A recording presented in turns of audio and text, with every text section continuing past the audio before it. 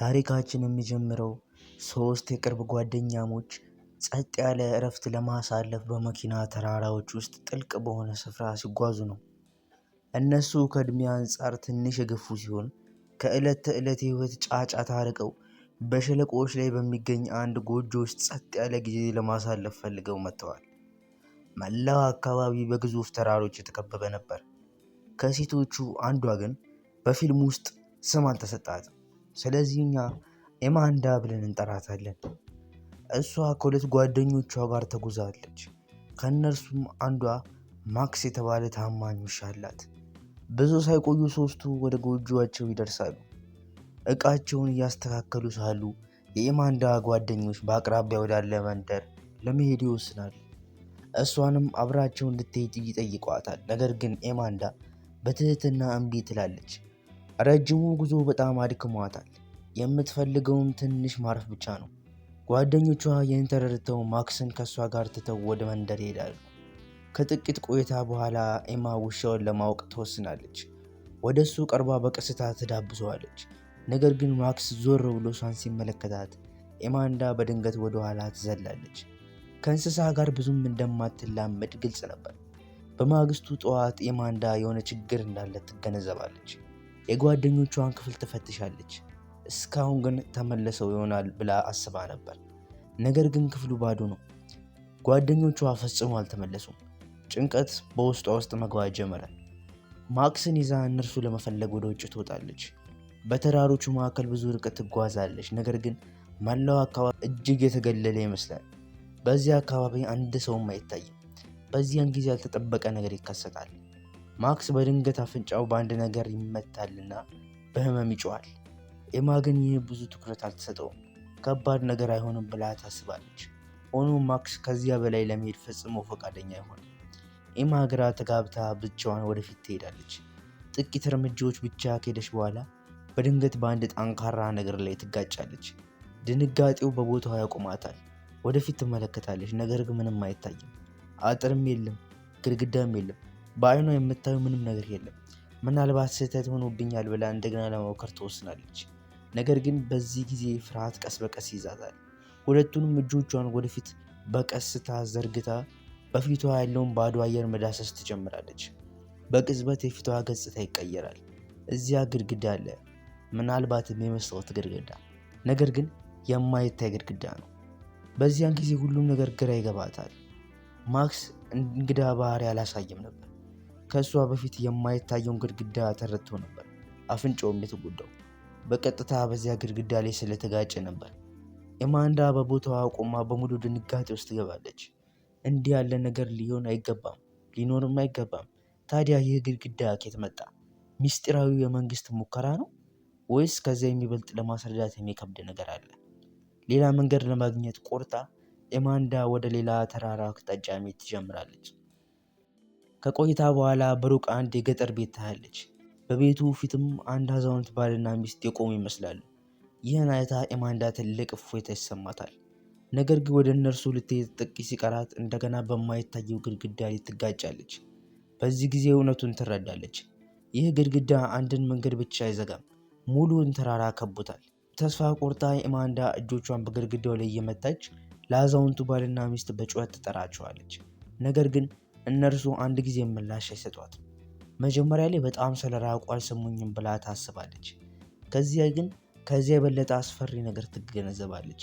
አዛውንቱ ባልና ሚስት ከመጀመሪያው ጀምሮ በትክክል በዚያ ቦታ ቆመው ነው። አንድ እርምጃም አልተንቀሳቀሱ። ደርቀውም ያሉ ይመስላሉ። በዙሪያቸው ያለው ሁሉ በተፈጥሮ የተንቀሳቀሰ ነው። ዛፎች በነፋስ ይጎዛጎዛሉ። ሳሩን በተፈጥሮ ይንቀሳቀሳል። ውሃውም በተፈጥሮ ይፈሳል። ነገር ግን እነዚያ ሁለት ሰዎች ፈጽሞም አይንቀሳቀሱም። በኤማንዳ ሰውነት ውስጥ ብርድ ይሮጣል። አይኗ ከእነርሱ ሳታነሳ ወደ ኋላ በቀስታ ታፈገፍጋለች። ከዚያም በፍጥነት ወደ ጎጆ ትመለሳለች። በጣም ፈርታለች። ነገር ግን ድካም በመጨረሻ ያሸንፋታልና እንቅልፍ ትተኛለች። በዚያ ሌሊት አስፈሪ ህልም ታያለች። በህልሟ ውስጥ የማይታየው ግድግዳ ቀስ በቀስ ወደ እሷ እየቀረበ ይመጣል።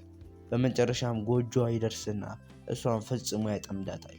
ኤማንዳ በድንገት ከእንቅልፏ ነቃች። ያየችው ህልም ብቻ እንደነበር በማወቋ እፎይታ ተሰማት። በማግስቱ ጠዋት እንደገና ወደ ግድግዳው ትሄዳለች። ምናልባት ሁሉም ነገር ወደ ቀድሞ ተመልሶ ይሆናል ብላ ተስፋ ታደርጋለች። ነገር ግን ምንም አልተለወጠም። የማይታየው ግድግዳውንም በቦታው አለ። እንደገና ወደ ገጠር ቤቱ ትሄዳለች። በዚያ ጊዜ ግን መነጽር ወይም ባይኖኩላር ይዛለች። በመነጽሩ ውስጥ ስትመለከት አዛውንቱ ባልና ሚስት አሁን በትክክል በዚያው ቦታ ቆመው እንዳሉ ታያለች። አንድም ነገር አልተለወጠም። በዚያኑ ጊዜ ማክስ በድንገት ሮጦ ይሄዳል። ኤማም ተከትለው ትሮጣለች። ከጥቂት በኋላ ማክስ ከአንድ ቡናማ ላም አጠገብ ቆሞ ታገኘዋለች። ላሟ ኤማንዳን አይቶ በቀስታ ወደ እሷ መሄድ ይጀምራል። ኤማንዳ በፍርሃት በቦታዋ ትቆማለች። ነገር ግን ላሟ ምንም ጥቃት አልደረሰባትም። በቀስታ በአጠገቧ ቆማ ሳር መብላት ትጀምራለች። ከጥቂት ቆይታ በኋላም ኤማንዳ ስትመለስ በዝምታ ትከታተላታለች። ላሟ ፈጽሞ ብቻዋን መሆኗን የተገነዘበችው ኤማንዳ ወደ ጎጆ ለመውሰድ ትወስናለች። ነገር ግን ይህ አዲስ ችግር ይፈጥርባታል። ላሟ በሕይወት ለማቆየት በየቀኑ ትኩስ ሳር ማግኘት ይኖርባታል። ይህም ብዙ ድካም ይጠይቃል። ሆኖም ላሟን ጥላ መሄድ አልቻለችም።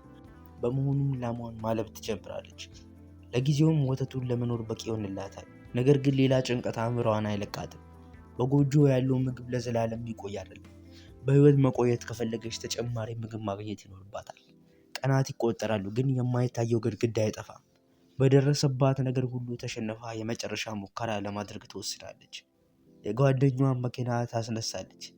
ሞተሩን ታበራና በሙሉ ፍጥነት ወደማይታየው ግድግዳ ትነዳለች። ግጭቱ በጣም ከባድ ነበር። መኪናው ፊት ለፊት ክፍል ሙሉ በሙሉ ይበላሻል። ኤማንዳም በአደጋው ራሷን ትመታለች። ነገር ግን በግድግዳው ላይ አንዲትም ጨረታ አይታይም። ግጭቱ ፈጽሞ እንዳልተፈጠረ ይመስላል። እስትንፋሷ እየተመለሰች ሳለ ከግድግዳው ማዶ አንድ ሌላ መኪና ትመለከታለች። ለአፍታ ተስፋ ይመልስላታል። ምናልባት ከዚያ ውጭ አንድ ሰው ይኖር ይሆናል። ግን በደንብ ስታይ መኪናው ባዶ ነው። እንደገና ተስፋ ይቆረጣል። በሐዘንና በተስፋ መቁረጥ ተሞልታ ወደ ጎጆዋ ትመለሳለች። ከዚያም በከባዱ ታለቅሳለች። ክፉ ሀሳቦች ወደ አእምሮዋ መግባት ይጀምራሉ። ነገር ግን ሁልጊዜ ማክስንና ላሟን ስታይ እነሷንም እሷን እንደሚፈልጉ ታስታውሳለች። ይህ ብቻ ሕይወቷን እንድትቀጥል በቂ ምክንያት ይሆንላታል። ከዚያ በኋላ ኤማንዳ አዲስ የዕለት ተዕለት ሕይወት ትጀምራለች። በየቀኑ ለላሟ ትኩስ ሳር ለመቁረጥ ሰዓታትን ታሳልፋለች። ወተቷን እየጠጣች በሕይወት ትቆያለች። እናም ከእሷም አልፋ ውሻዋንም ታጠጣዋለች። እንዲሁም በክረምቱ በችግር ታልፋለች። በዚህ ጊዜ 2 ወራት አለፉ። በጎጆዋ ያለው ምግብ እንደሚያልቅ በመረዳቷ ለወደፊቱ መዘጋጀት ትጀምራለች። ከጎጆዋ ውጭ ያለውን መሬት ታጸዳዳለች። ከዚያም የተለያዩ አትክልቶችን ትዘራለች። በየምሽቱ በቀን መቁጠሪያዋ ላይ አንድ ቀን ትመለከታለች። ከዚያ በዕለታዊ ማስታወሻዋ ውስጥ ያጋጠማትን ሁሉ ትጽፋለች። ሳምንታት፣ ወራት ሆነው ሲያልፉ ያልተጠበቀ ነገር መከሰት ይጀምራል። ኤማንዳ ቀስ በቀስ የእንስሳትን ባህሪ መረዳት ትጀምራለች። እነሱ በተሻለ ሁኔታ ትረዳቸዋለች። ከእነርሱም ጋር በጣም ትቀራረባለች። በመጨረሻም ቀስ በቀስ እነሱ ቤተሰቧ እየሆኑ ይመጣሉ። አንድ ቀን በተራሮች ላይ በከባዱ ዝናብ ይጥላል። ኤማንዳ በጎጆዋ ውስጥ ተቀምጣ ሳለች ከውጭ የደከመ ድምፅ ትሰማለች። ወደ ውጭ ወጥታ ስትመለከት በዝናብ ውስጥ ሙሉ በሙሉ እየበሰበሰች አንዲት ድመት ታገኛለች። ስለ እሷ በጣም አዝና ወደ ውስጥ ታስገባታለች። በቀስታ ታደርቃታለች። ከዚያም የምትሞቅበት ቦታ ታዘጋጅላታለች። ልክ እንደ ኤማንዳ ይቺ ትንሽ ድመትም የምትሄድበት ሌላ ቦታ የላትም። ስለዚህ ኤማንዳ እሷም የቤተሰቧ አካል እንድትሆን ትወስናለች። በተመሳሳይ ጊዜ ሌላ አስቸጋሪ ችሎታ መማር ትጀምራለች። እሱም አደን ነው። የዘራቻቸው አትክልቶች ለማደግና ፍሬ ለማፍራት በጣም ብዙ ጊዜ ይፈልጋሉ። ስለዚህ በሕይወት ለመቆየት ሌላ መንገድ ማግኘት ግድ ይላታል። ይህ ፈጽሞ ቀላል አይደለም።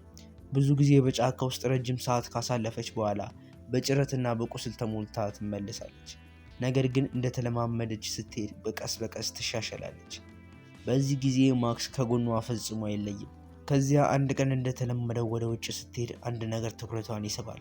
ከማይታየው ግድግዳ ማዶ አንድ የጭነት መኪና ቆሞ ታያለች። ከዚያ በፊት ከሩቅ አይታው ነበር። እንደተጠገነ በቦታው የቆመ ይመስላል። እንዲሁም ከግድግዳው ውጭ ያሉ ሰዎች እሷን ማየት እንደማይችሉ ትጠራጠራለች። ነገር ግን ዛሬም መኪናው ከዚህ በፊት ከነበረበት የበለጠ ቀርቧል። በፍጥነት ወደዚያ ትሮጣለች። ነገር ግን እንደገና በማይታየው ግድግዳ ላይ ትጋጫለች። በዚያ ቅጽበት ያላት ተስፋ ሁሉ ይጠፋል። ወደ ጎጆዋ ስትመለስ በመነጽሯ ተራራው አጠገብ ያለ ትንሽ ቤት ትመለከታለች። ምናልባት በውስጡ አንድ ሰው ይኖራል ብላ ተስፋ ታደርጋለች። ነገር ግን ቤቱ ባዶ ነው። ቢሆንም በዚህ ያለ ጥቂት ጊዜ ለመቀመጥ ትወስናለች። እይታው በጣም ውብና የተረጋጋ ነው። ለአጭር ጊዜ ተራሮች ጸጥታና ውበት ከረጅም ጊዜ በኋላ ያልተሰማትን እረፍት ይሰጣታል። በመጨረሻም እንቅልፍ ትወስዳለች። ስትነቃ ግን ሌሊት ሆኖ ነበር። ኤማንዳ ወደ ጎጆዋ ተመልሳ ስትደርስ ድንቅ ነገር ትመለከታለች። ድመቷ ትንሽ ነጭ ድመት ወልዳለች። ከረጅም ጊዜ በኋላ ለመጀመሪያ ጊዜ ኤማንዳ ፈገግ ትላለች። ትንሿን ድመት በቀስታ አንስታ በቅፏ ታስገባታለች። ትንሿ ቤተሰብ አሁን አንድ አባል ጨምራለች። ህይወት እንደተለመደ ይቀጥላል። ኤማንዳም ከመቼውም በበለጠ ትጥራለች። የማያቋርጠው ስራ በእጇ ላይ የሚያም እብጠቶችን ያመጣባታል። ሆኖም ማቆም ፈጽሞ አትፈልግም። በዚህ ጊዜ 6 ወራት አልፈዋል። ክረምት ይመጣል። ተራሮቹም በወፍራም በረዶ ይሸፈናሉ። አንድ ቀን ኤማንዳ ትንሿ ድመት ከቤት ውጪ መውጣቷን ትገነዘባለች። ወዲያውኑ ፍርሃት ይይዛታል። በዚያ የሚያቀዘቅዝ አየር ውስጥ ለረጅም ጊዜ መቆየት አትችልም። በዚያ ሌሊት አንድ ፋኖስ ብቻ ይዛ በበረዶ ውስጥ መፈለግ ትጀምራለች። ከረጅም ፍለጋ በኋላ ትንሿን ድመት ታገኛታለች። ነገር ግን በጣም ዘግይቷል። ትንሿ ድመት ሞታለች። በሐዘን ተሰብራ በጸጥታ ትቀብራታለች። ከዚያም ወደ ጎጆ ትመለሳለች። እንደ ሁልጊዜው ያጋጠማትን ሁሉ በዕለታዊ ማስታወሻዋ ላይ ትጽፋለች።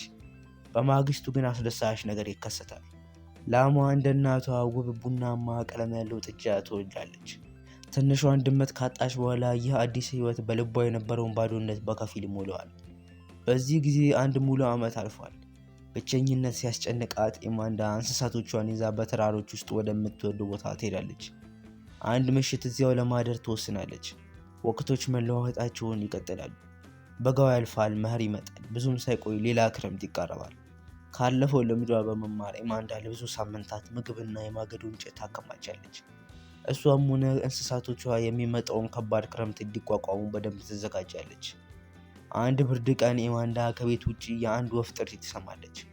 በጉጉት ወደ ውጭ ስትወጣ ያልተለመደ ነገር ታያለች። በአቅራቢያ ባለ ዛፍ ላይ አንድ ነጭ ቆራ ብቻውን ተቀምጧል።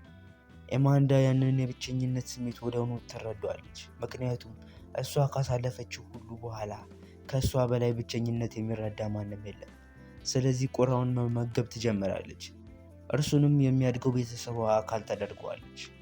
ሌላ ዓመትም በጸጥታ ያልፋል። እንደገና ኤማንዳ ሁሉንም እንስሳቶቿን ይዛ በኮረብታው ላይ ወዳለው ቤት ትሄዳለች። ነገር ግን በዚያ ጊዜ የሚሰማት ስሜት የተለየ ነው።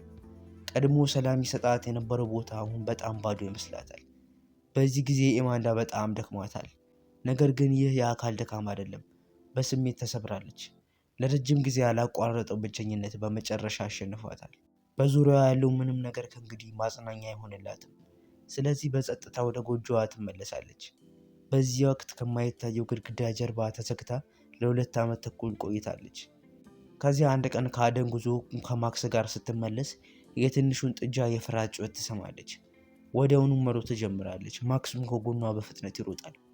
ሲደርሱ አንድ ሰው በመጥረቢያ ጥጃዋን እየደበደበ እንዳለ ታያለች። በሆነ መንገድ ይህ ሰው በማይታየው ግድግዳ ውስጥ መግባት ችሏል። ኤማንዳ ምን እንደምታደርግ አታውቅም። በፍጥነት ወደ ጎጆዋ ተመልሳ ጠመንጃዋን ታመጣለች። ነገር ግን ተመልሳ ስትደርስ በጣም ዘግይቷል። ጥጃውም ማክስም ሞተዋል። ኤማንዳ ራሷን ፈጽሞ መቆጣጠር አትችልም። በሐዘንና በቁጣ ተሞልታ ጠመንጃዋን አንስታ ሰውየውን ትተኩስበታለች። በዚያም አስክሬኑን የጎተተች ወደ ተራራ ገደል ውስጥ ጥለዋለች። ከዚያ በኋላ በእንባ እየተራጨች ማክስንና ጥጃዋን አብራ ትቀብራቸዋለች። ከመጨረሻዋ ጓደኛዋ ከላሟ ጋር በቀስታ ወደ ጎጆ ትመለሳለች። ለመጨረሻ ጊዜ ያጋጠማትን ሁሉ በማስታወሻ ደብተሯ ላይ ትጽፋለች። ነገር ግን ይህ የመጨረሻ ማስታወሻ ከሌሎቹ የተለየ ነው። ታሪኩ ስላለቀ አይደለም፣ የምትጽፍበት ወረቀት ስላለቀ ነው። በዚህ ቦታ ፊልሙ ያበቃል። ፊልሙ ግልጽ መልስ ከመስጠት ይልቅ ያ የማይታየው ግድግዳ በእርግጥ ምን እንደሚወክል እያንዳንዱ ተመልካች ራሱ እንዲወስን ይተወዋል። ምናልባት ብቸኝነት፣ የስሜት ጉዳት፣ ድብርትን ወይም ሰዎች ሁሉንም ካጡ በኋላ በራሳቸው ዙሪያ የሚገነቡትን የማይታዩ ግድግዳዎች ሊወክል ይችላል። ስለዚህም ይህን ፊልም ላይ ያየነውን ነገር ራሳችን መተርጎም እንደምንችል እያስመለከተ ፊልሙ ያበቃል። እናንተስ እንዴት ትተረጉሙታላችሁ? ምንስ ነው ትምህርቱ ብላችሁ ታስባላችሁ? ሀሳብ አስተያየታችሁ ኮሜንት ላይ አስቀምጡልኝ። ይህን ቻናል ሰብስክራይብ፣ ቪዲዮ ላይክ በማድረግ ቤተሰብ ሁኑ። እኔ እዚህ ጋር ልሰናበታችሁ።